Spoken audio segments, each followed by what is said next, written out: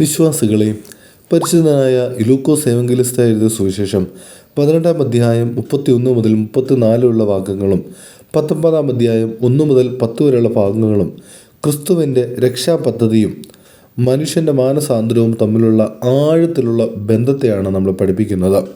ആദ്യ ഭാഗത്തിൽ യേശു തൻ്റെ കഷ്ടപ്പാടുകളും മരണവും ഉയർപ്പും മുൻകൂട്ടി പ്രവചിക്കുന്നു. രണ്ടാം ഭാഗത്തിൽ സഖായി എന്ന പാപിയുടെ ജീവിതത്തിൽ സംഭവിച്ച മാറ്റമാണ് കാണാൻ സാധിക്കുന്നത്. ഇത് നമ്മെ ഒരു വലിയ സത്യത്തിലേക്കാണ് നയിക്കുന്നത്. ക്രിസ്തുവിൻ്റെ രക്ഷാകർമ്മം മനുഷ്യൻ്റെ മാനസാന്തരത്തിലൂടെ പൂർത്തിയാകുന്നുവെന്ന് കാണാൻ സാധിക്കും. 5 ചിന്തകൾ ഈ വേദഭാഗങ്ങളിൽ കൂടി നിങ്ങളുമായിട്ട് പങ്കിടുവാനായിട്ട് ആഗ്രഹിക്കുന്നു. 1. ക്രിസ്തുവിൻ്റെ രക്ഷാപദ്ധതി മുൻകൂട്ടി അറിയിച്ച സ്നേഹം. യേശു തൻ്റെ ശിഷ്യന്മാരോട് പറയുന്നു, അവൻ പീഡിപ്പിക്കപ്പെടും, പരിഹസിക്കപ്പെടും, കൊല്ലപ്പെടും, 3-ാം നാൾ ഉയർത്തെഴുന്നേൽക്കും. എന്നാൽ ശിഷ്യന്മാർക്ക് അത് മനസ്സിലാകുന്നില്ല. പരിശുദ്ധനായ അലക്സാണ്ട്രിയയിലെ സെൻറ്റ് സിറിൽ പറയുന്നത്, ക്രിസ്തു തൻ്റെ കഷ്ടപ്പാടുകൾ മുൻകൂട്ടി പറഞ്ഞത് അത് യാദൃച്ഛികമല്ല, ദൈവത്തിൻ്റെ രക്ഷാപദ്ധതിയുടെ ഭാഗമാണ് ഇത് കാണിക്കുന്നത് എന്നാണ്. ക്രിസ്തുവിൻ്റെ ക്രൂശമരണവും ഉയർപ്പും നമ്മുടെ രക്ഷയ്ക്കായുള്ള ദൈവത്തിൻ്റെ പദ്ധതി തന്നെയാണെന്ന് നമുക്ക് തിരിച്ചറിയാൻ സാധിക്കും. 2. സഖായി, പാപികളിൽ നിന്ന് വിശുദ്ധിയിലേക്കുള്ള യാത്ര. സഖായി ഒരു ചുങ്കക്കാരനായിരുന്നു. അവൻ ധനികനും സമൂഹത്തിൽ നിരസിക്കപ്പെട്ടവനുമായിരുന്നു. അവൻ യേശുവിനെ കാണുവാൻ ആഗ്രഹിച്ചു. അതുകൊണ്ട് അവൻ ഒരു വൃക്ഷത്തിൽ കയറിയിരുന്നു. യേശു അവനെ വിളിച്ചിട്ട്, സഖായി, നീ വേഗം ഇറങ്ങി വരിക, ഇന്ന് ഞാൻ നിൻ്റെ വീട്ടിൽ താമസിക്കുമെന്ന് പറയുന്നു. നാസിയാൻസിലെ പരിശുദ്ധനായ ഗ്രിഗോറിയോസ് ഇതിനെക്കുറിച്ച് പറയുന്നത്, ദൈവം മനുഷ്യനെ അന്വേഷിക്കുന്നു, മനുഷ്യൻ ദൈവത്തെ അന്വേഷിക്കുന്നതിന് മുമ്പ് തന്നെയെന്ന്. പ്രിയമുള്ളവരെ, നമ്മൾ ദൈവത്തെ അന്വേഷിക്കുന്നതിന് മുമ്പ് ദൈവം നമ്മളെ അന്വേഷിക്കുന്നു എന്നുള്ളൊരു തിരിച്ചറിവാണ് ഈ പിതാവിൻ്റെ വാക്കുകളിൽ കൂടി നമുക്ക് കാണാൻ സാധിക്കുന്നത്. 3. യഥാർത്ഥ മാനസാന്തരം. സഖായി യേശുവിനെ സ്വീകരിച്ചപ്പോൾ അവൻ്റെ ജീവിതം മാറിയതായി നമുക്ക് കാണാൻ സാധിക്കും. അവൻ ഇപ്രകാരം പറയുന്നു, എൻ്റെ സ്വത്തുക്കളുടെ പകുതി ഞാൻ ദരിദ്രർക്ക് നൽകും, ആരെങ്കിലും വഞ്ചിച്ചിട്ടുണ്ടെങ്കിൽ 4 ഇരട്ടി തിരിച്ച് നൽകുമെന്ന്. വലിയമാർ ബസേലിയോസ് പറയുന്നത്, മാനസാന്തരം വാക്കുകളിലല്ല, ജീവിതത്തിലെ മാറ്റത്തിലാണ് വേണ്ടതെന്ന്.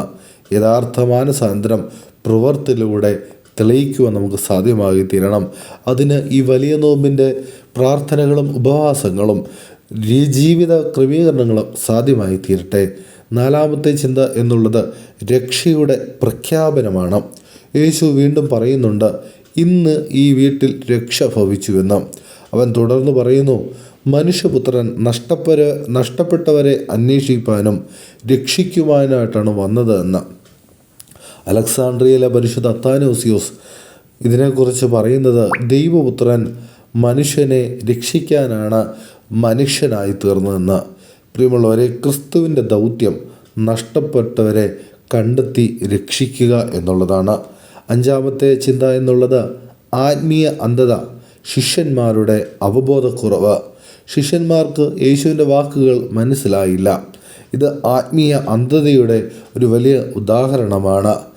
ദൈവസത്യങ്ങളെ മനസ്സിലാക്കുവാൻ ആത്മീയ കണ്ണുകൾ തുറക്കണമെന്ന് നിസായിലെ പരിശുദ്ധനായ ഗ്രിഗോറിയോസ് പറയുന്നുണ്ട്.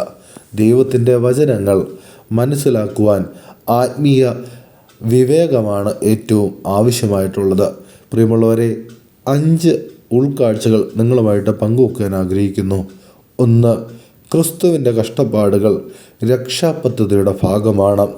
2. ദൈവം നമ്മെ അന്വേഷിക്കുന്നു. 3. യഥാർത്ഥ മാനസാന്തരം ജീവിതത്തിൽ മാറ്റം വരുത്തുമ്പോൾ മാത്രമാണ് സംഭവിക്കുന്നത്. 4. ക്രിസ്തു നഷ്ടപ്പെട്ടവരെ രക്ഷിക്കും കടന്നു വന്നവനാണ്. 5. ആത്മീയ വിവേകം എന്നും എന്നേക്കും അനിവാര്യമാണ്. കർത്താവിൽ ഏറ്റവും പ്രിയമുള്ളവരെ, സഖായിയെ പോലെ നമുക്കും ക്രിസ്തുവിനെ കാണുവാനുള്ള ആഗ്രഹം ഉണ്ടാകട്ടെ. അവനെ നമ്മുടെ ഹൃദയത്തിൽ സ്വീകരിക്കാം. അപ്പോൾ ക്രിസ്തു നമ്മളോട് പറയും, ഇന്ന് ഈ വീട്ടിൽ രക്ഷ സംഭവിച്ചുവെന്ന്. നമ്മുടെ ജീവിതം മാനസാന്തരത്തിലൂടെ മാറട്ടെ. ദൈവത്തിൻ്റെ കൃപ നമ്മെയും നമ്മുടെ ഭവനങ്ങളെയും നമ്മുടെ കുടുംബങ്ങളെയും പുതുക്കുമാറാകട്ടെ.